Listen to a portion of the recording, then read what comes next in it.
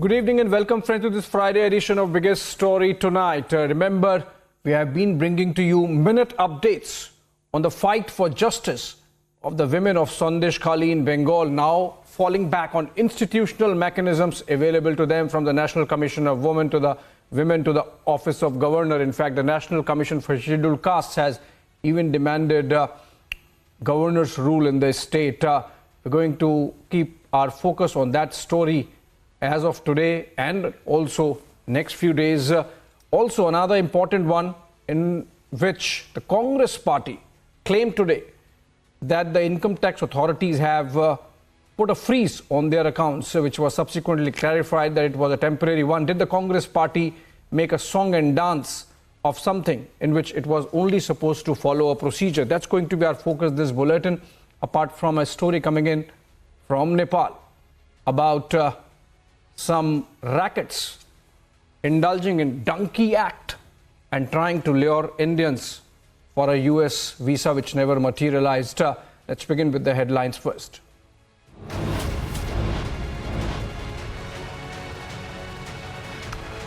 "11 days on, women of Sandeshkhali continue to fight against politically institutionalized mass rape by TMC goons." National Commission for Scheduled Castes seeks President's rule in West Bengal over Sandeshkhali horror. BJP ups the ante against Mamata government, stages protest, alleges TMC goons and cops hand in gloves. Amid Sandeshkhali uprising, Prime Minister will visit Bengal on March 6, the Union Home Minister on February 29.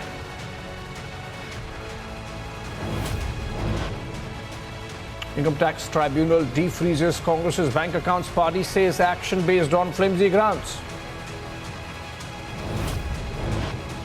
Karnataka High Court quashes Veena Vijayan's plea, requesting quashing of a serious fraud investigation.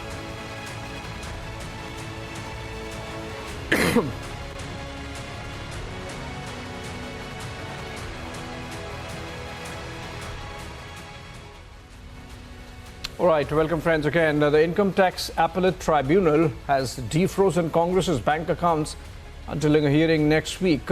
Is slated for February 21st. Party leader Vivek Tanka has slammed the action on flimsy and laughable grounds, impacting its activities weeks before the announcement of the national poll schedule. In fact, it was Treasurer Ajay Maken who did a press conference earlier in the day, subsequent to which, of course, there was a clarification from the Income Tax Authority that it's only a process or a procedure which is being followed. In fact, it was the Congress party which did not meet its end of the bargain. Listen into what the Congress said, then I come back to understand the issue with Shawan Sen on the other side.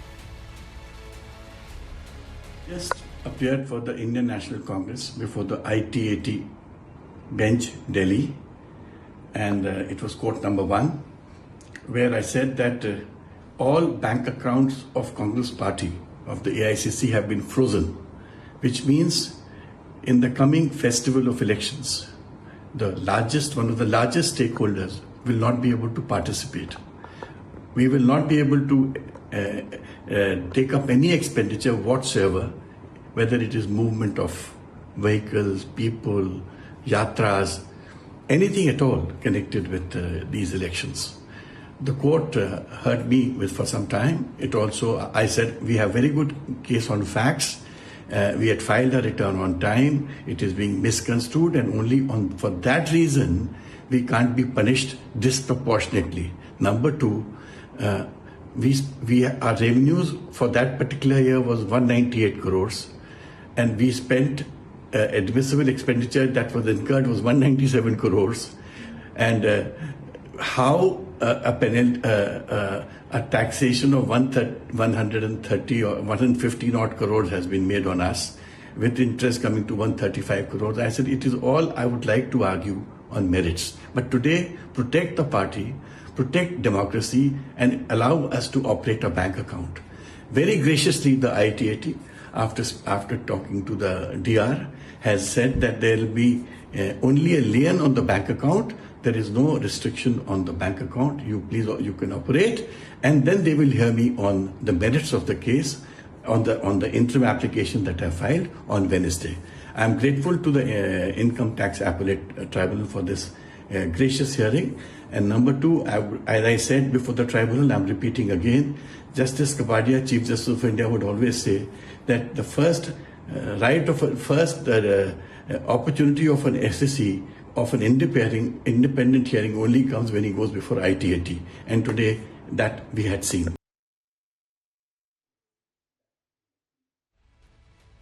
All right, Senior Editor Shravan Sen joining us. Shravan, if you go by the Congress party, it seems a case of political witch hunt according to them. But subsequent to the clarification that came in from the income tax authorities, Vivek Tankha sounding a little more conciliatory vis-a-vis Ajay Maken. What are the facts like? What is the notice about? Did the Congress party not pay income tax?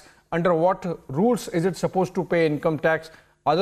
Do other national parties also pay income tax and the Congress party defaulted? What are the facts so that viewers and people at large know that the Congress party perhaps is making a song and dance about a process which everyone has to follow? Well, in fact, let's first go by the claims that have been made by the Congress party, and then perhaps, Abhishek, I'll try and explain this to our viewers. What does this essentially mean from the income tax perspective? Whether at all political parties do that, and where exactly lies the problem as far as the Congress party accounts are concerned. Now, this is what the Congress party says. They say that all their accounts have essentially been frozen by the income tax department. We'll come to the reason in a short while from now. But they say that all accounts have been frozen, but that's not the case. In fact, they have accepted before the appellate authority that there are other accounts which the tribunal has taken into account, and that is the reason why many would say that they do still have access to the other accounts which haven't been frozen. Now, the fact of the matter is this. Now, as per the provisions, every political party essentially has to file their returns. Now, what has happened in this particular case is that in the financial year of 2018-2019, there was a considerable delay in terms of filing the returns. Secondly, Income Tax Department, when they were making their assessment, that's when they came across certain transactions which required further explanation. In fact, there has been a communication with the party, so much so they were asked to pay a penalty, which is exactly what happens when you do not file your return, something that you and I or any other entity has to do that if your returns aren't really filed on time. Now, as far as the demand or the penalty that was imposed, that ran into almost 200 crores. Now, over a period of time, remember what the Congress party has done. In the first installment that was paid by the Congress party was only about 78 lakh rupees, and 20% wasn't even paid up. It was much later when the appeal went up before the appellate authority is when the Congress party had to cough up a little bit more than that. But despite that, they haven't really been able to make any submission before the appellate authority, and that is the reason why in the tribunal today, when the argument actually took place, the appellate authority took into consideration the fact that right now they are not really looking into the merits of the case. The merits of the case will actually be heard in the next hearing, which is scheduled next Wednesday, when they will have to basically go across through all the details, the paperwork that has to be done, and whether at all they are in a position to pay up the remaining amount. If that does not happen, of course, it is going to mean more trouble for the party. Well, it's clear that as of now, it seems, Shravan, as explained by you, that it's a procedure that needs to be followed. The Congress party failed to meet its end of the bargain, and so the process goes on and it's over to the next hearing, which happens on February 21st. But then, kind of political victimization card the Congress party played, obviously it led to a sort of slugfest, a verbal slugfest between the BJP and the Congress. Listen in.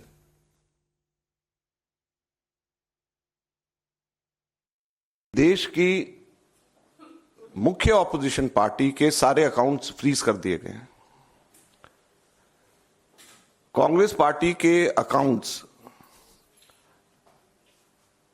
पर तालाबंदी हो गई है। Congress party के accounts freeze कर दिए गए हैं। हमारे देश में लोकतंत्र पर तालाबंदी हो गई है और ये कांग्रेस पार्टी के अकाउंट्स फ्रीज नहीं हुए हैं, हमारे देश में डेमोक्रेसी फ्रीज हुई है। The BJP strongly condemns and refutes the palpably false lie being made out by the Congress party that their bank account were supposedly freezed at the instance of the BJP. The BJP has nothing to do with it at all. It was a routine income tax process. कि देश की मुख्य opposition party के सारे accounts freeze कर दिए गए हैं। कांग्रेस पार्टी के अकाउंट्स पर तालाबंदी हो गई है। कांग्रेस पार्टी के अकाउंट्स फ्रीज कर दिए गए हैं।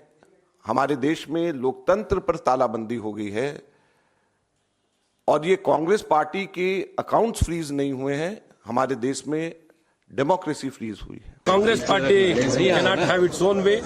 If any violation of law has happened, they also have to face the music. I don't know much about these details, but they are trying to do politics everywhere. It is always politically motivated. They just keep making political statements without any grounds. Always they have got illegal means, illegal methods of collecting money.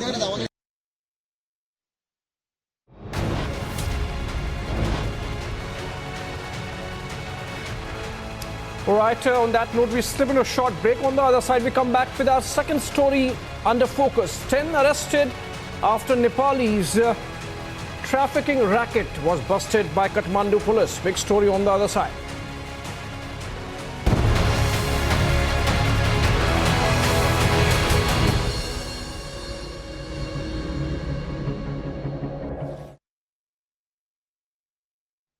All right, welcome back. What began as an American dream turned into a nightmare with captivity somewhere in Kathmandu for 11 Indian nationals. Nepali authorities have arrested 10 individuals involved in human trafficking scheme that preyed on those Indian citizens. The group allegedly lured victims with false promises of facilitating their migration to the United States, ultimately holding them hostage in Kathmandu in Nepal. The operation, led by Kathmandu police range, culminated in the successful rescue of 11 Indian nationals who are being held captive. The arrested individuals include 8 Indian nationals and 2 Nepali citizens. I am told we are going to be joined in from Nepal by our correspondent from Kathmandu, in fact, Surendra Phoyal, joining us live. And these pictures are of the seizures made. In fact, it seems that the racket, which involved Indian citizens and Nepali citizens both, fleeced those unsuspecting, but then of course motivated individuals who wanted to illegally migrate to the United States and were caught in this quicksand of this racket being run by some. Surendra Phoyal, live from Kathmandu. Please share with us, Surendra, what is the status like, since both the accused and the victims happen to be Indian citizens? What is the status in terms of their repatriation, or is it going to be investigated fully in Kathmandu and subsequently those citizens to be repatriated to India? Also, what is the status of victims? The accused obviously would be arrested, but what of the victims? Are they going to be released? And what of them? What have they been connected with their families? Please tell us what are the facts of the case. Yes, yesterday Nepal police came up with a shocking revelation regarding, again, the people smugglers from India. There was a whole racket involved, and also the victims were from India. And it looked as if the mastermind was the popular Bollywood movie Donkey a couple of weeks ago, and framed this design. But again, from what the police is saying, the perpetrators were so accurate about their plan that they were telling the victims that they are bound for USA from Nepal to Qatar and then Brazil and then to Mexico, and from there they would cross over into the US territory. That was their plan. And here in this house where these people were, the victims were found, rescued, and where the perpetrators were arrested, they had managed the whole stays managed everything to look as if it is Mexico indeed, with the same background of Mexico, even sound. One of the accomplices from India was good in IT.